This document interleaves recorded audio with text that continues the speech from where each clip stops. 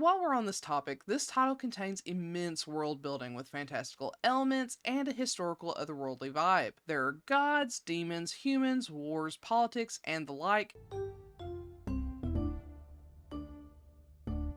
Hi, welcome back to my channel. Today, we'll be discussing Rix Vanus by Chanseong. Before we get started, this review is thanks in part to those who took part in my poll. This was the second choice in the poll, specifically Cursed Bottom, Inexperienced, Cure Top. And if you'd like to check out the winner, you can watch it by clicking the annotation or the link in the description. If you'd like to help decide what gets reviewed next, go ahead and subscribe, get your BL Library card for the BL Library, and be on the lookout for my community posts with the polls. If you want more power in the polls, and some other fun benefits, check out my Patreon. I've got some fun read with me live streams happening over there, plus some patron only giveaways. You can find all that in the description below. Before we move on, there will be spoilers, so if you don't want to be spoiled on this manhwa, go ahead and click off now. No worries, I'll catch you next time. For those of you who decide to stick around, let's go over some content warnings. And get ready, because this is a long list. There may be references to dubcon, non-con, violence, blood, curses, death, religion, incest, suicidal ideation, mentions of war, mentions of corruption, gossiping, BDSM, including forced, torture, self-deprecation, prejudice, homomesia, mentions of capital punishment, kidnapping, invasion of privacy, power imbalance, confinement, hostage, situations, experience gaps, slut-shaming, mentions of sex work, mind control, excessive drinking, age gap, human trafficking, enslavement, drugging, PTSD, depression, murder, child abuse, arranged marriage, classism, human experimentation, and self-hatred, as these things do appear in the manhwa. But if that's good with you, let's go and get started.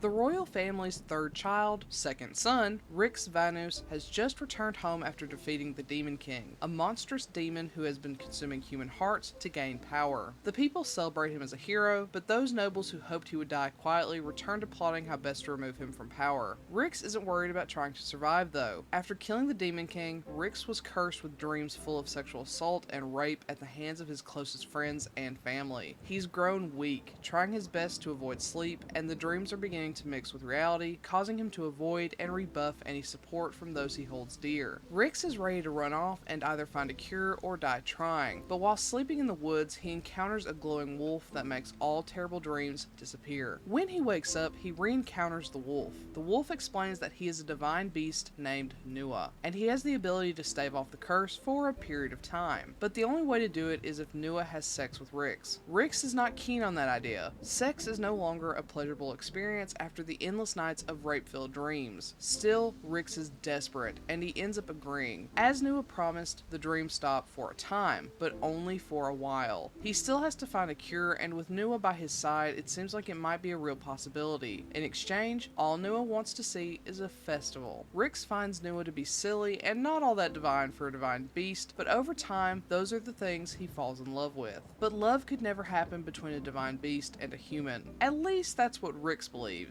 Nua, though, is under no assumptions about who can or can't fall in love.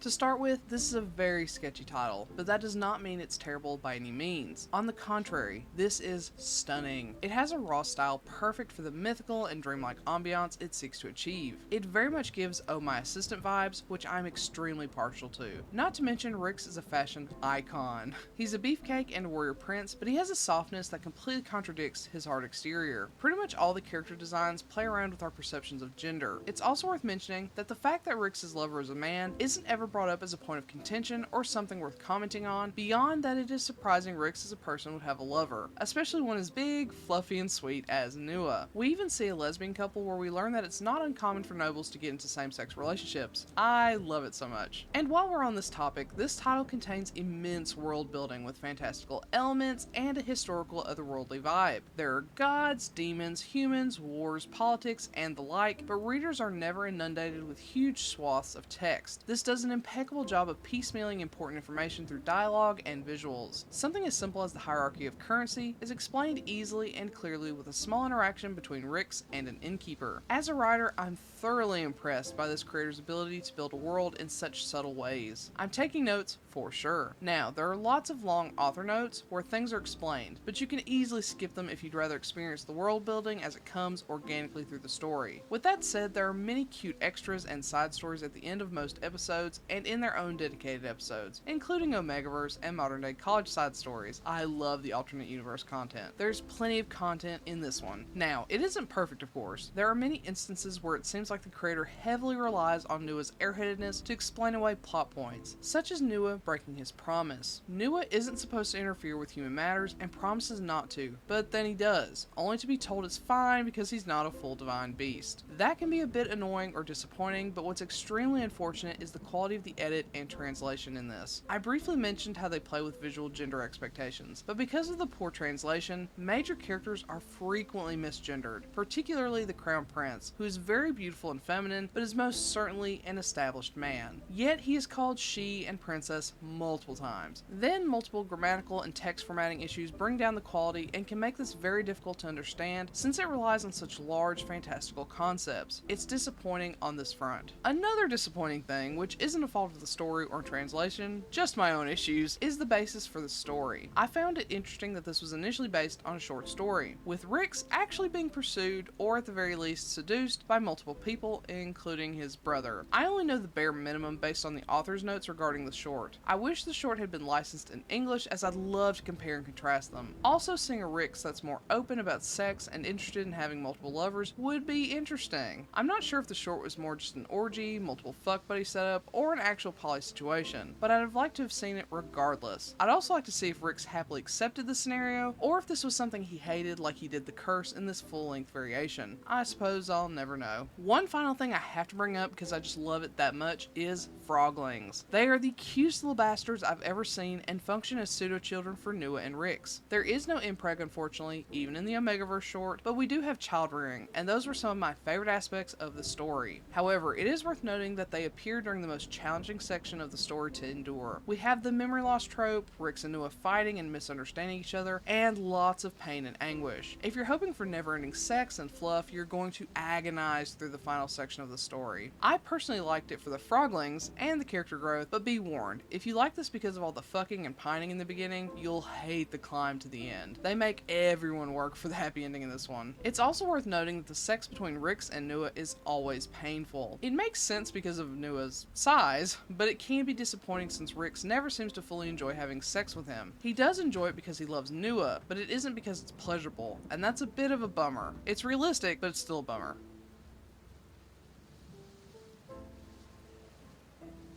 With all that being said, I had a lot to say about this one, and unfortunately a lot of it was negative. This has a ton of potential, and there are many elements I really enjoy in it. There's a bunch of content in both the main story and the extras, but a lot of it is sullied due to the quality of the translation and the edit. Then the sex is pretty sad since Rix doesn't find it all that pleasurable most of the time. The story is a major bummer in good ways and bad ways, and though my little froglings carry a lot, they can't fix many of the issues with this title. I like it, but it's a hard one to recommend. So, have you read Rix Vanus? If so, what do you think? Do you agree with my assessment? Do you not? Let me know in the comment below. Otherwise, I'll catch you next time. Bye!